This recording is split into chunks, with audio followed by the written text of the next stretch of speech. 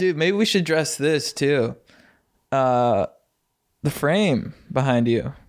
A lot of criticism on this crooked frame, and I think we should clarify it's a choice. It's intentional. It's askew, and we want it that way. It's character.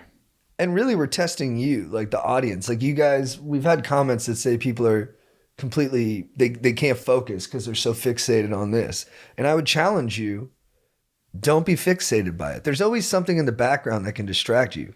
Stick to what's in the foreground. Stick to what matters. Yeah. Don't get distracted by the, unimportant minutia. Minutia is a good word. For sure. And we're creating a look, a feel.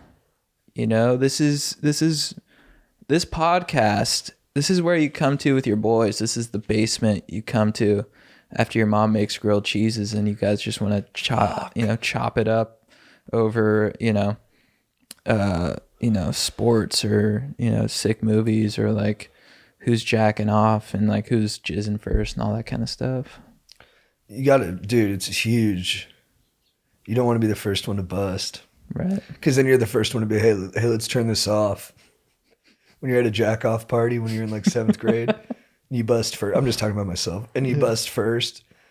And then you like think about what you're all doing. You're like, guys, can we turn this off? I'm kind of tired. Everyone's like, you bust? I'm like, no.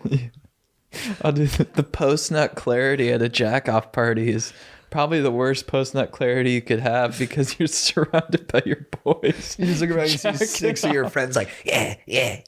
Well, that's the other thing. At a jack-off party, you can't like get into it facially. You know what I mean? Everyone just keeps like a stoic face. Yeah. And it's just like, so you can't even tell if someone's about to cream. Right. Just, Yeah, some guy comes loud at the jack-off party. You're like, you can't come to the next one, dude. It's the third time you made noise. Yeah.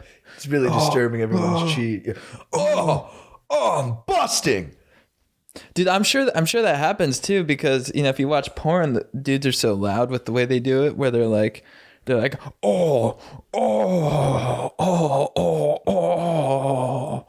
And you're like,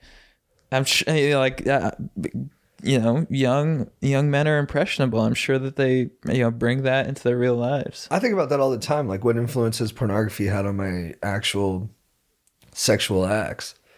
Like, but it's funny. It's still, it's almost as hard to pull off some porn moves as it is. It's like, it's almost like watching basketball and watching like, LeBron hit a tomahawk slam. Mm-hmm. And then you go out to the pickup court. You're like, well, I can't do that. Yeah. Like sometimes I'll see positions they do in porn and then I'll try them and I'm like, I'm not a good enough athlete. Like I can't do that. Yeah. Like these guys are on a different level. Yeah.